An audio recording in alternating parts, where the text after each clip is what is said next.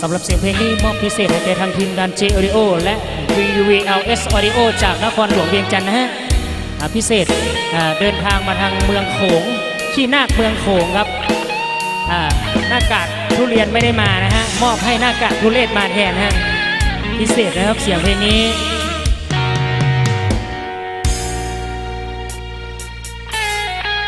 แม้หากเธอได้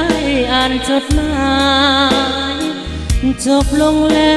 วทำลายเอาจดหมายก็ตามใจเธออย่าเก็บเอาไว้ให้แฟนน้องมาอ่านเจอภาพถ่ายลายเส้นยับเยินให้เขาเจอจะหวาดระแวงฉันไม่มีหรอกคำอวยพรไม่มีแม้คำวอนชมบังอ่อนให้มันกินแน่อย่าได้กังวลคนจนที่กินข้าวแกงไปเถิดไปกินของแพงนอนนุ่นใบแดงให้มันสาใจภาพถ่ายจดหมายของเธอที่มีขอส่งคืนคนดีรับรองไม่มีอะไรเสียหายหลังภาพเลือนเปรียบเหมือนลายเส้นตกไป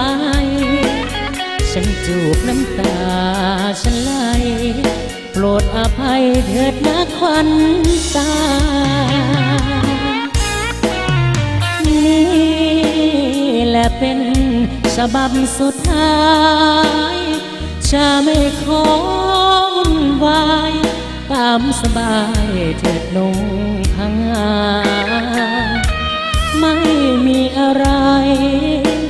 มอบให้ในวันวิวาขอให้โชคดีเถิดนา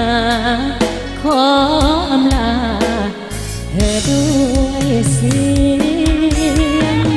เพลง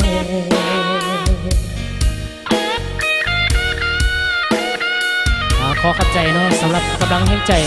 วันนี้พิเศษทั้งทีมงานสุขใส่ทองพวกเขาขับใส่พี่น้อง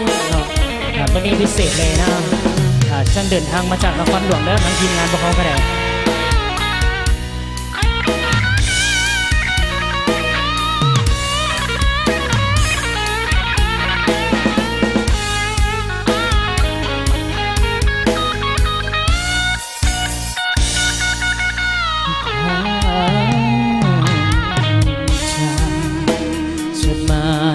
ของเธอที่มีขอส่งคืนคนดีรับรองไม่มีอะไรเสียหายหลังภาพเลือนเปรียบเหมือนลายเส้นตกไปสิ่งจูบน้ำตาสิ่งไหลโปรดอภัยเถิดนะควันตา